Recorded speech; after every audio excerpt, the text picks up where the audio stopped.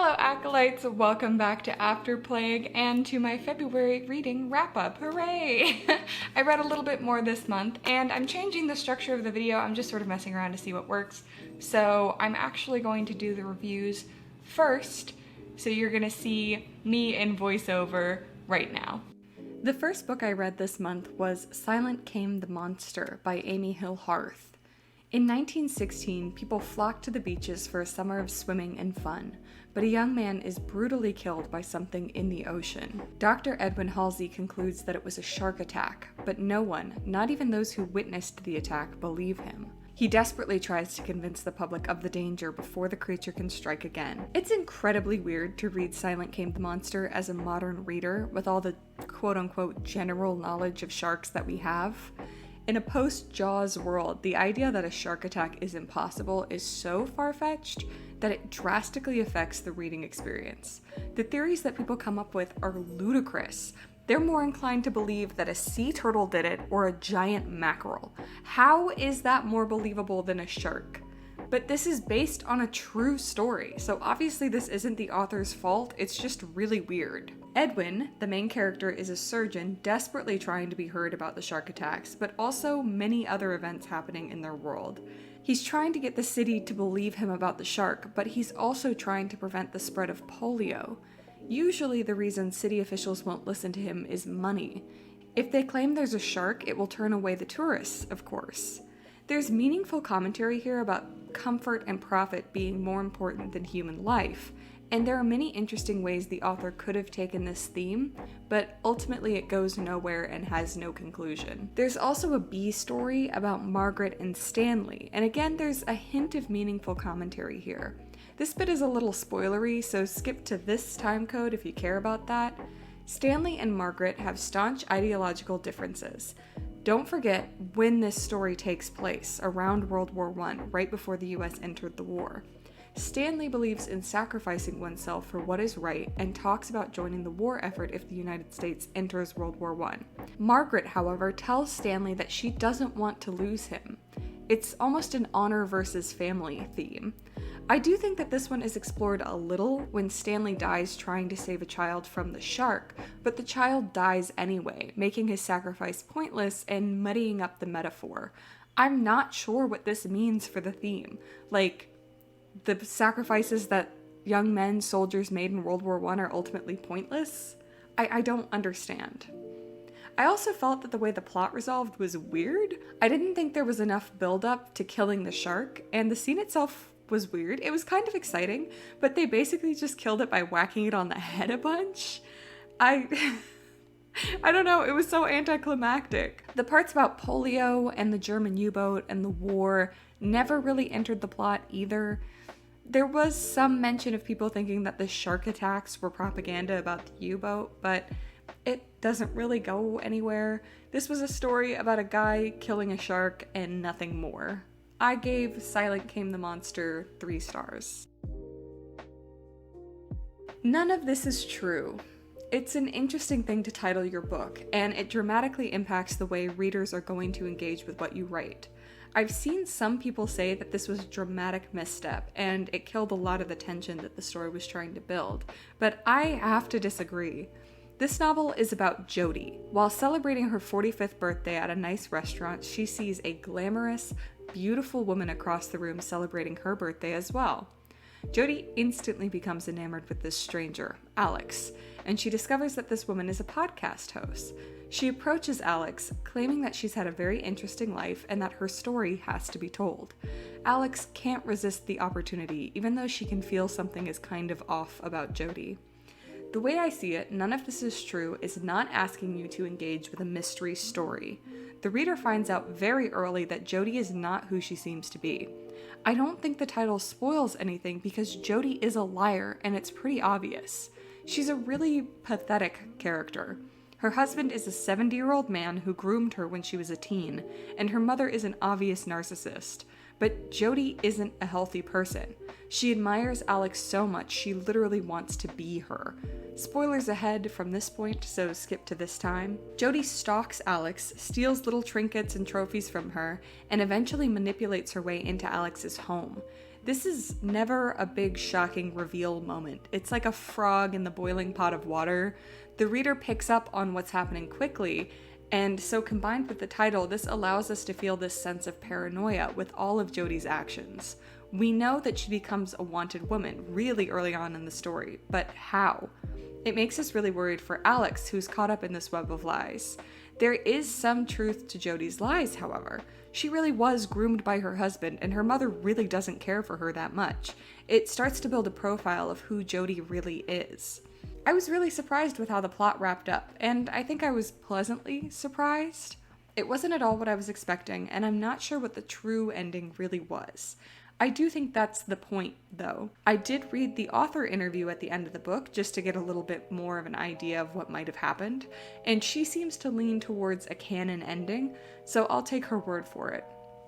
The only thing I really didn't enjoy is when Jodi's lies started to come out, it's sort of implied that she manipulated her groomer husband into dating her.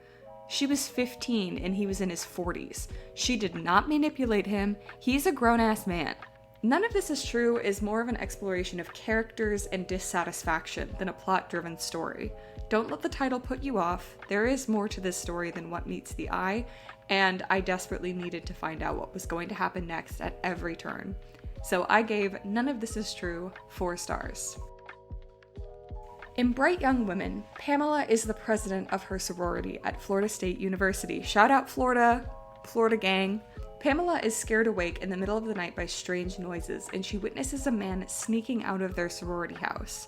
Soon after, she discovers 2 women dead in their beds and 2 others beat horrifically. Not only does Pam have to deal with the trauma of the event, but no one will listen to her about the identity of the killer, certainly not the police. Pamela has to fight and claw and scream to be heard in a world that dismisses her because of her gender. The only person that wants to help her is Tina, a woman who lost the girl she loved to the same killer and who is also routinely waved away by the authorities. Together they investigate to prove that the all-American sex killer is the one that upended their lives. I can't even begin to describe this book. It's so distinctly female, and I relate to it so strongly. Everything from the sisterhood that's shown to the relationship that women often have with their mothers is expertly portrayed. I was also really pleased about the representation of the police as the flawed and corrupt people they can be rather than heroes all the time. It's a really difficult read, with women being repeatedly dismissed, threatened, insulted, and assaulted. I would be cautious if you're sensitive to those topics. Now I'm going to get into the spoiler territory, so skip to this time if you don't want to hear them. Pam is an amazing character. She's a full, well-rounded person with a distinct voice and personality. She's fastidious and honest, and she cares very deeply for the people around her. Pam desperately wants justice for her friend Denise, who was murdered in a sexually violent way. For a split second when she first sees the killer, Pam thinks it's Denise's ex-boyfriend Roger, though she realizes pretty immediately that it's not him. However, she does mention this when she's first talking to the police, and they latch onto it. They make no effort to further investigate and completely refuse to listen to Pam after that. Later, Roger forces Pam into a car and drives her to a motel. He's drunk and angry and armed with a knife, and when she escapes the situation, she's faced with a really tough choice: press charges and give the police more ammunition against Roger, or let a dangerous man go free. He might not be the killer, but he's clearly not a good guy. Something I also find really interesting is the way that Pam speaks about the killer, the all-American sex killer. She never calls him by his name, simply referring to him as the defendant. She also repeatedly contrasts the way that he is portrayed in the media with how he was in actuality. The media called him clever, a gentleman, charismatic, when in reality he only escaped captivity because of a corrupt and lazy police force. He was small and snivelly and greasy, and Pam remembers it all. She feels contempt towards the media for memorializing him, idolizing him, when the women he killed are a footnote in his history. It's biting commentary on the way we speak about serial killers. The writing is brilliant and I loved it. I think the only thing that was slightly off at times was the pacing. It did drag at points. There also wasn't really a mystery or anything, so the driving force of the story is just Pam begging to be believed, and that did get frustrating at times. There is also a whole B story that I haven't mentioned at all. It's really good and really important, but it gets into this whole other side of things that would make this review way too long. In any case, I can't recommend this book enough. I give Bright Young Women 4.5 stars. Next up is The Luminous Dead. Gira Price lied her way into this cave diving expedition, driven by a huge paycheck that could get her off planet. She has the latest in caver suit technology, and she believes she's going to get a round-the-clock support team to keep her safe and sane. Instead, she gets M. M is controlling and cold, and she sees nothing wrong with taking control of Gira's suit and withholding crucial information from her. M also reveals that she knows about Gira's falsified experience, leaving the caver feeling unsettled. Deep underground, things begin to go wrong. Missing supply caches, changes in route, and the deep rumbling of the tunnelers. She's alone, surrounded by darkness and danger, and her only lifeline is M.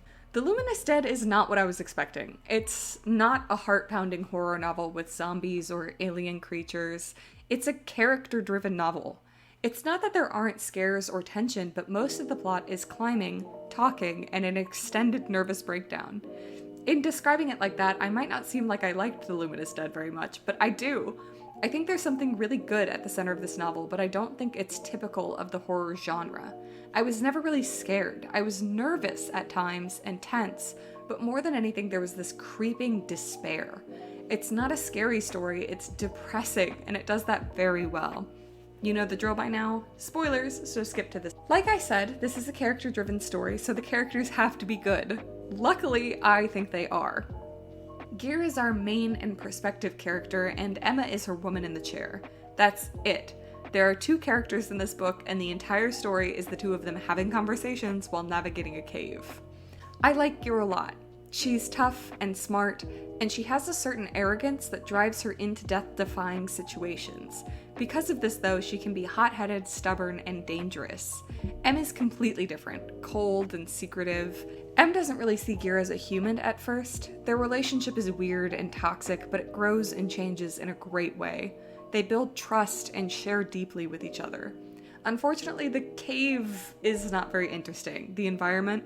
There are sections that are notable and memorable, like fungi that burst into spores, and the long drop, which is this huge cliff that takes 12 hours to climb down.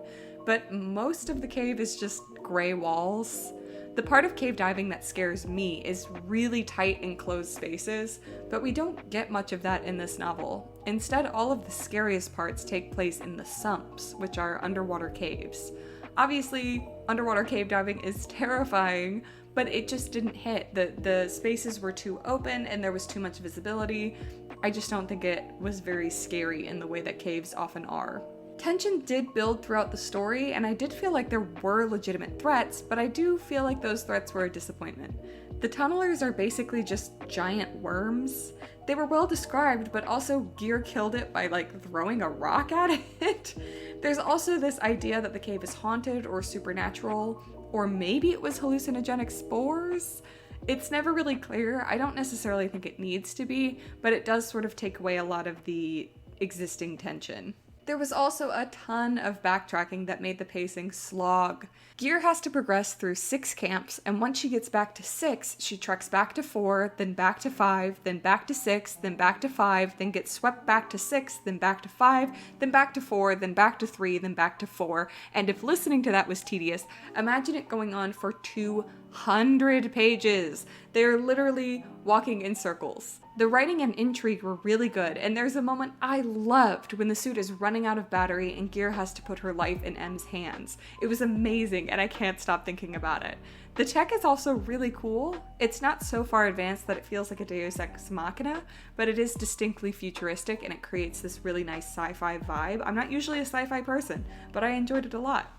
And I really enjoyed The Luminous Dead. It's more of a vibe than a horror novel. I wouldn't recommend this if you're looking for action and excitement, but I would recommend it if you enjoy character-focused stories, ambiguous supernatural events, and a really slow burn. I gave The Luminous Dead 3 stars. The Fury is a story about Lana Farrar, a famous actress with a group of slightly less famous friends and family. She takes them all to her private Greek island, but in the middle of a storm that trapped them all there, someone is murdered. I don't think this book works. The reader is explicitly warned that this is not a whodunit murder mystery, so if that's what you're expecting, I would advise you not to read this book. There is something unique about the structure of The Fury. It's structured like a play. Our narrator Elliot is a playwright who had a huge hit. He's also the quote-unquote writer of this story, so it's separated into acts. This is a style that I have seen in other books, specifically in If We Were Villains. However, The Fury is also separated into scenes. Each chapter is a scene, and each chapter is unbearably short. Only 2 to 4 pages usually. This made it totally impossible to sink into the narrative and become absorbed in the story. There's a reason people usually watch plays and don't read them. In a novel, I think this choice is extremely misguided. Spoilers ahead. Skip to this time. So like I said, the narrator is Elliot, and he is completely insufferable. He is pretentious, snobby, and so present through the first few chapters. He's so irritating, I literally had to put the book down and go to sleep to relax so I didn't DNF it. This is the point of his character though. He's an obnoxious writer with friends in high places, even though they find him a bit annoying. Elliot's whole life is also a lie. Seriously, spoilers, big spoilers. I'm not kidding. Elliot is not his real name. He didn't write the play that made him famous, and he murdered the old woman who did.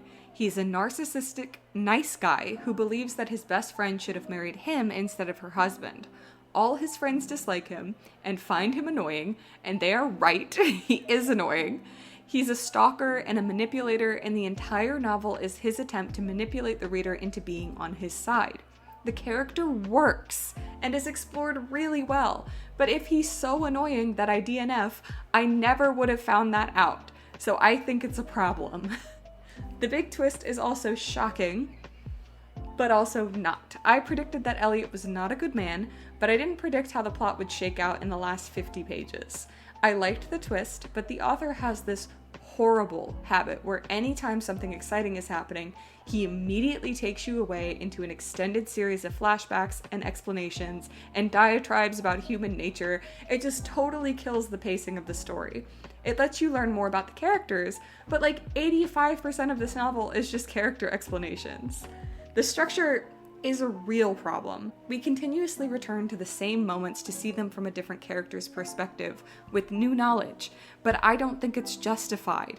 It's hand-holding the reader to explain to them exactly what happened when we could just infer what happened from our memory and now having this new knowledge. The writing is also pretentious and odd. I know it's from Elliot's POV, but Elliot is not a good writer. It doesn't matter if it's the character who is poorly writing this story, it's still poorly written. It's supposed to feel like a Greek tragedy, and it succeeds in some ways, but I think the real tragedy is this book. It's so smug and self-satisfied. I gave The Fury 2 stars. The only one left is a weird novel. For so much of the book, I had a really hard time describing what was actually happening in the plot. Most of the pages are just conversations about something that happened 60 years ago. Described like that, it might seem unenjoyable, but it is pretty enjoyable. Kit is hired to care for Lenora Hope. In 1929, her entire family, her mother, father, and sister Virginia, were all massacred, leaving her as the only one left. Ha, get it? She was never charged with the crimes due to lack of evidence, but everyone in town believes she did it.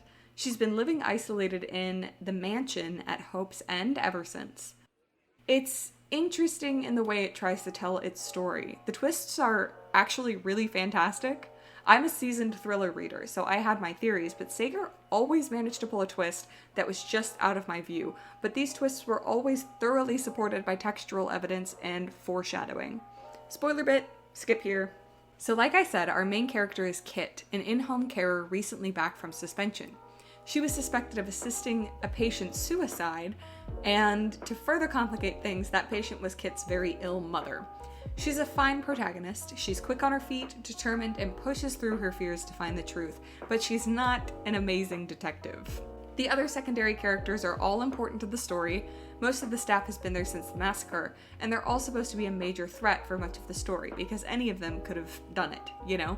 But they never really feel threatening, likely because they're all in their 70s. Kit, who is supposed to be quite strong due to her work, should be able to easily beat any of these old geezers. The novel also has a huge pet peeve of mine in mystery stories. The murders happened at Hope's End in 1929. Because this was 60 years ago, you would expect that there is little to no physical evidence, so Kit would have to rely purely on testimony to solve the case. Right? Makes sense. However, in this case, there's a huge amount of physical evidence because the crime scene has basically been preserved for decades. It hasn't been cleaned, nothing has been replaced. There's still bloodstains on the carpet and the chandelier is still broken, you know? That kind of thing. It becomes very frustrating for me as a reader that the only clues we get are from characters talking to each other. There's also a murder that happens in present day, so we should at least get the physical evidence from that, right? Wrong. It's treated entirely the same. So it's just talking, and that bothers me. I don't like it. But the main thing, again, that was really enjoyable were the twists.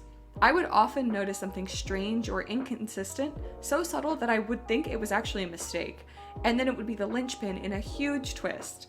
When we started getting reveals, I couldn't put it down. Every single one was exciting and unexpected, and Kit managed to figure most of them out. It made her feel like a very clever protagonist, and I really liked that. I also loved the atmosphere.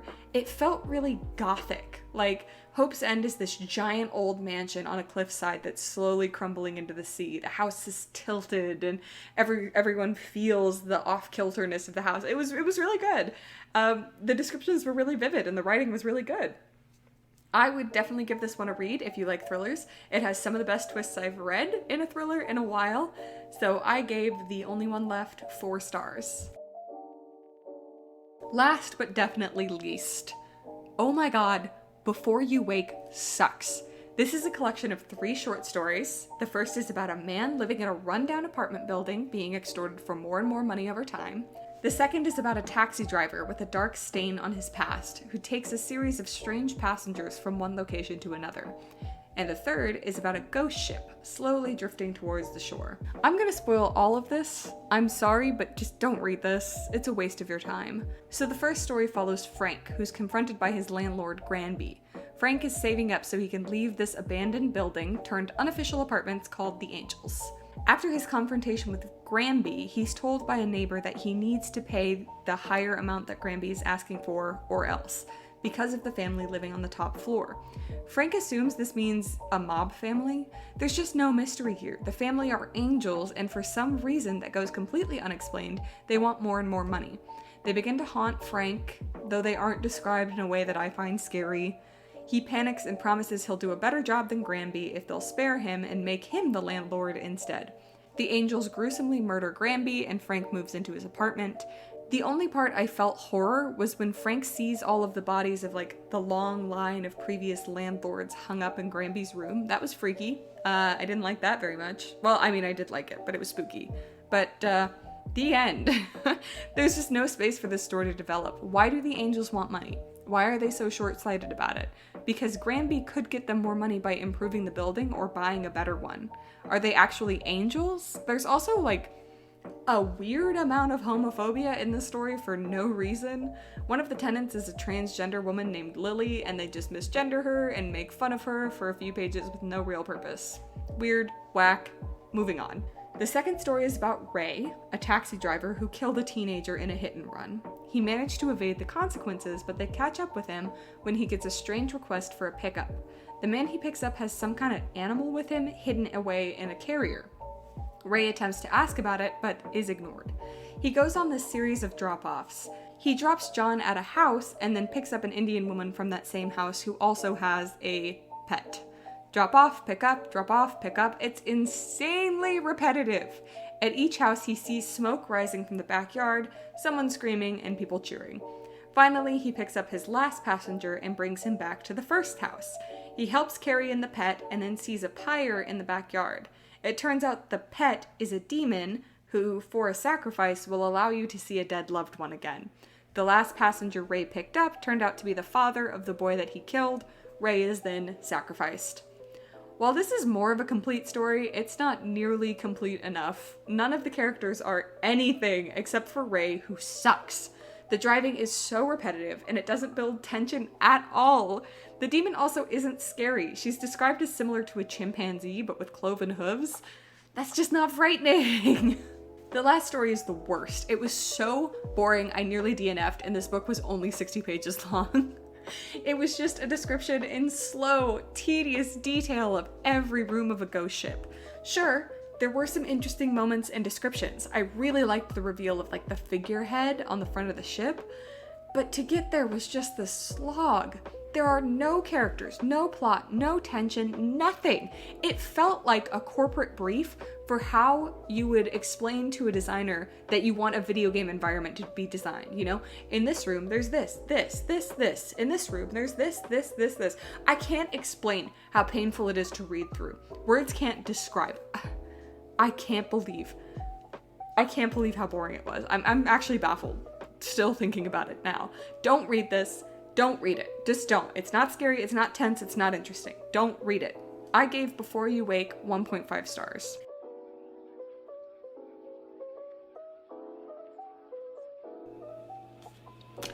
So we obviously have to do our collage for the month of February. This was my January collage, and I have a whole bunch of little things printed for the February collage. I don't necessarily have an idea of where I'm going with things. I don't know.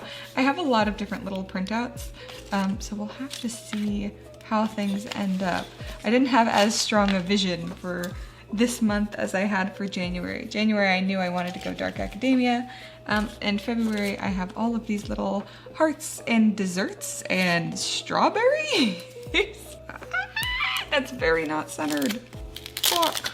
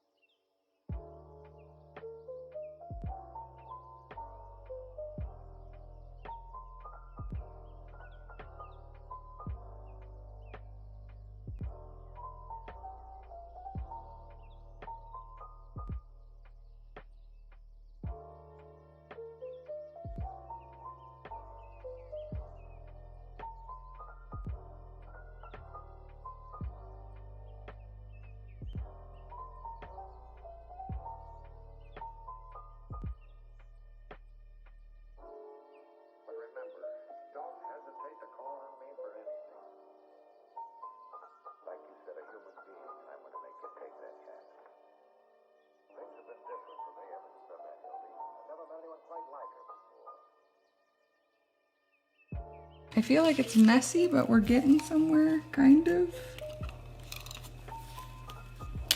Ah.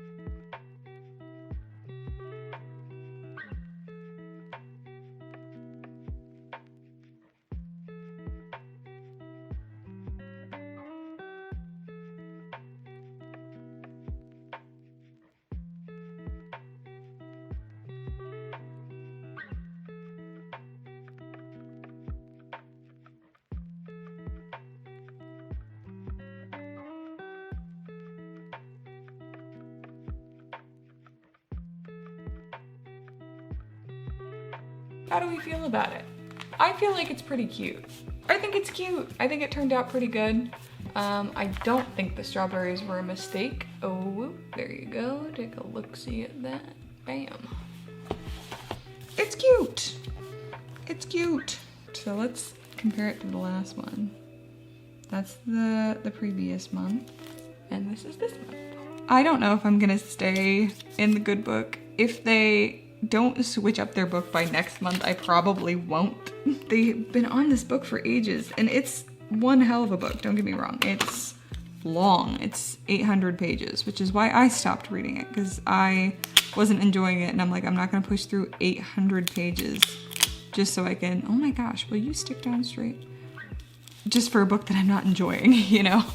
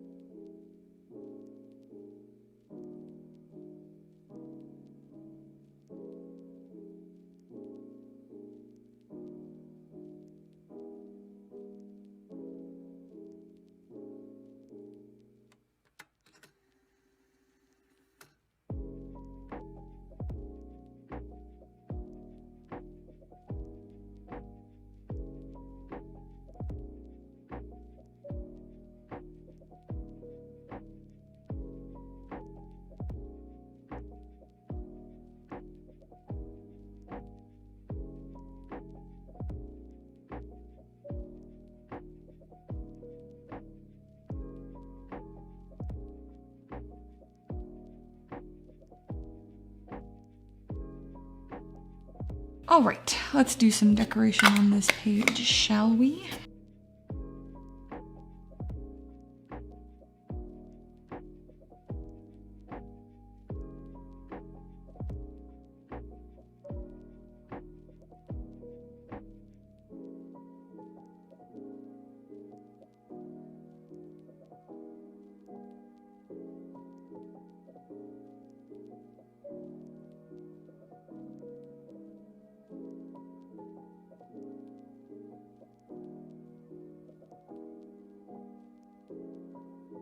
What do we think?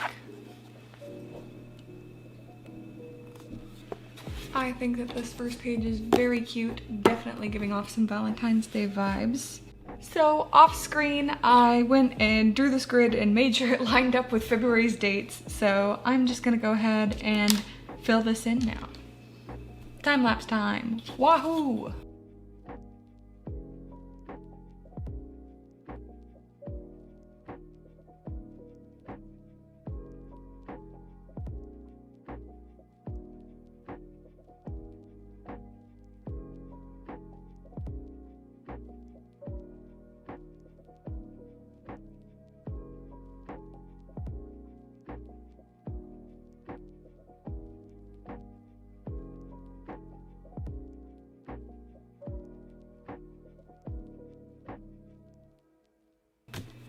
So here is the calendar for February. So what I'm gonna do, similar to my January calendar, let me flip to it, is fill in when I was reading each book, along with a key, of course.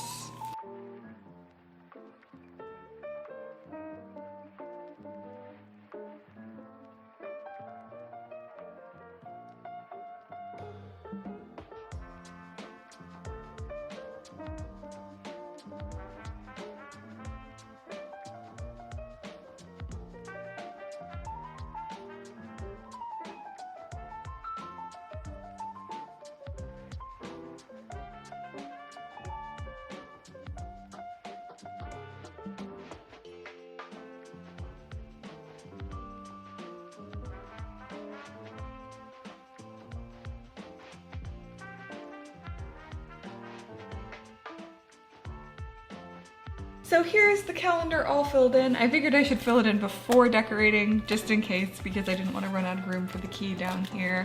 So yeah, I did a little bit more consistent reading this month than I did in January, I think. There's like bigger gaps, but I'm still not reading every day, so I'm trying to improve on that.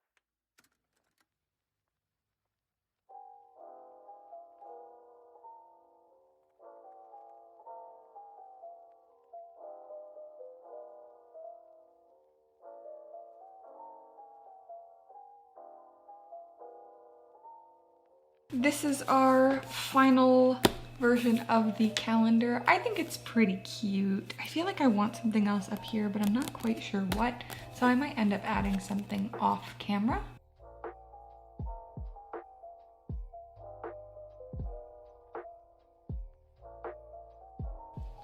Okay, so now we just have to do the reading stats page. It's gonna look pretty much the same as last month. This is my books read, pages read. Right underneath it is gonna be average book length. Here's my genre breakdown. And then I have where I got my books, or no, what format I read in. And it was all ebooks this month. Look, look, look, look, look. Bam, there you go. All ebooks. And then this is where I got them from. I ended up with 2 from the library and 5 borrowed from other sources.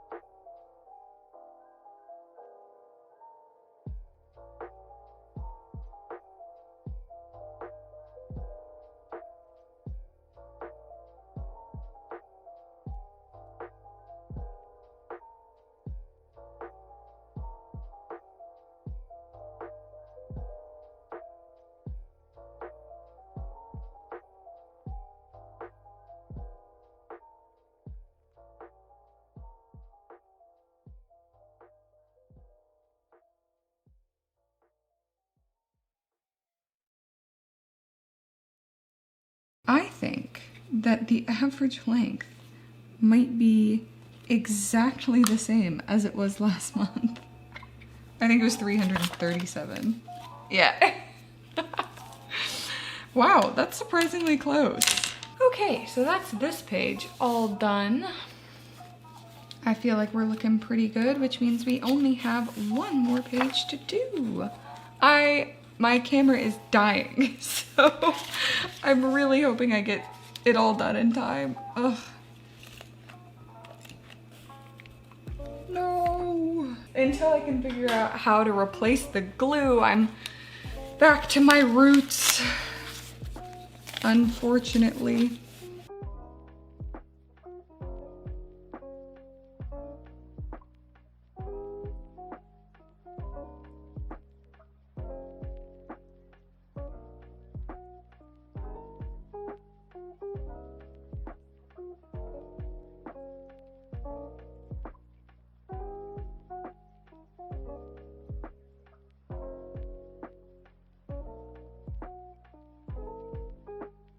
You have got to lay flat, my guy. Ah! Oh, I hate glue sticks. Not him just sliding off the edge of the page. Jeez.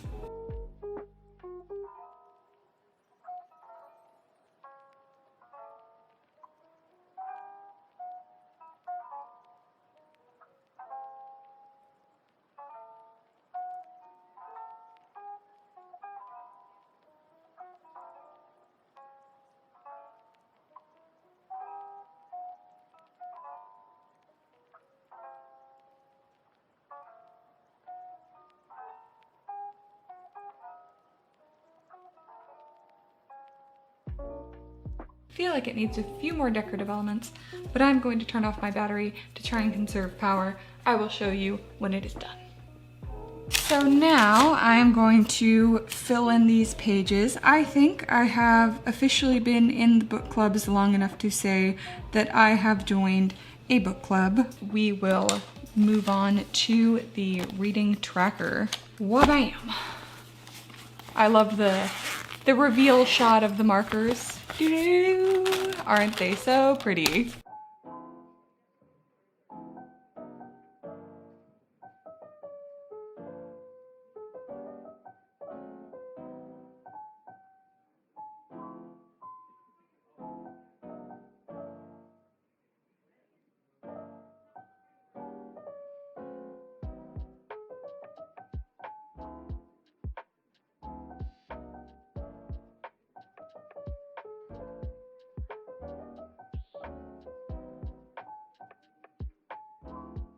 So kind of a weird month in terms of reading. I didn't think I had as many big gaps this month because I read more books, but apparently I just read them faster. I don't know. But anyway, that's my reading tracker. I think I might start keeping track of this day to day because it's taking me forever to try and figure out how much I read each day just going based off my Goodreads. So yeah, reading tracker. We have our book battle contestant for the month. It is Bright Young Women. That's the best book that I read in the month of February by Jessica Knoll. Wink. Perfect. All right, my A to Z challenges for this month. I'm actually getting through this challenge way faster than I thought I was. I'm about 30% through the challenge and it's only March, so I am doing pretty good there. We added Lisa Jewell for None of This Is True. Jessica Knoll for Bright Young Women, Alex Michaelides for The Fury, Adam Neville for Before You Wake. So that's N. That's all our author ads for this month. Next we have title ads. O for The Only One Left. Silent King the Monster. That's it for new additions for titles. So yeah, we're definitely a bit behind on our titles as opposed to authors. But it's starting to look really filled in. Our Medical Examiners Challenge.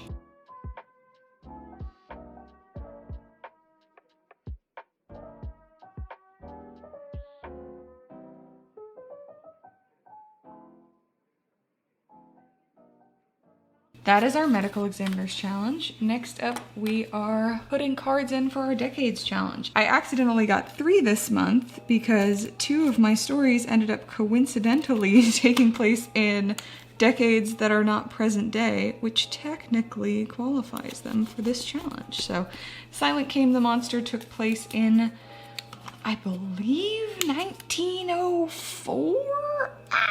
See, now I can't remember. I do know that Bright Young Women took place at the very end of the 70s, 1978 or 1979. And then The Only One Left actually takes place in the 80s. It's never explicitly stated that it takes place in the 80s, but it does. Yoink. Like, I don't think at any point they're like, the year is 1989, you know? You just kind of got to do the math. My Decades Challenge is starting to look pretty good. I'm ahead of schedule, so I don't really have to read any historical fiction this next month, but I might just to get the challenge done. I started reading a dark academia book, trying to fill this in, and oh my god, it's so dense. It's not that it's boring, it's dense. I'm 9% into it, and it's just so much, so I ended up putting it down. But I did read 2 horror subgenres to make up for it. I read a sci-fi horror, and I also read a horror short story. I'm surprised that I liked the sci-fi horror as much as I did. I'm not really a sci-fi person. And I'm surprised at how much I did not like the horror short stories. If you know anything about me, you know that I have self-published, I guess, 2 short horror story collections. They're available on my website, afterplagueart.myshopify.com. And I really hated these short stories. I thought they were really bad. So if you liked them, you can go ahead and get my book and critique my short stories and tell me what you think of them. I do think we qualify for some bingos. I believe that Luminous Dead is a Bram Stoker book, but I don't know if it's a winner or a nominee. I am gonna fill in this spot though, just because I feel like it's close enough. I am going to put The Fury and Predicted the Ending because I did. I feel like I can put The Only One Left in Family Secrets. Or I could put it in number in the title because it's only 1 left. I'm gonna put it as number in the title because I think that that's fun. I can actually put Silent Came the Monster in historical fiction. I will go with None of This Is True in Family Secrets. That is bingo taken care of. I'm getting pretty close here. So we'll have to see how that goes next month.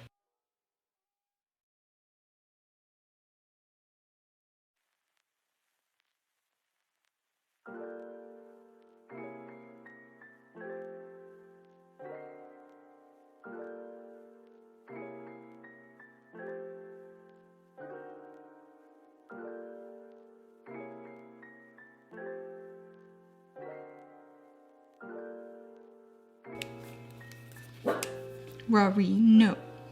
Don't buff.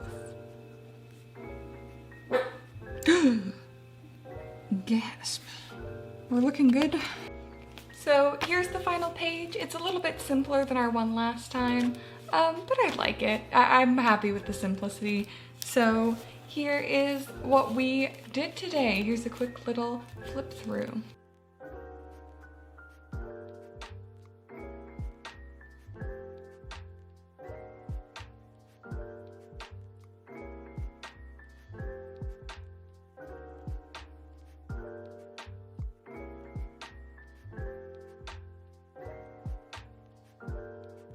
Here we are at the end of my February reading wrap-up. Thank you so much for watching. I hope you enjoyed. If you like this video, please leave a like, a thumbs up. If you want to see more from me, subscribe. I upload pretty much every week. Follow me on all my social media to find out what I'm working on next. I am After Plague pretty much everywhere. TikTok, Instagram, Twitch, Goodreads, and I am after_plague on Twitter. Check out my short story collection, my short horror story collection. I know I was really hard on Before You Wake. Maybe you really liked it and you want to critique my work, please go ahead. It is on my shop, afterplagueart.myshopify.com. I think it's pretty good. Enjoy. Thank you again so much for watching, and I hope you survive this post-plague world.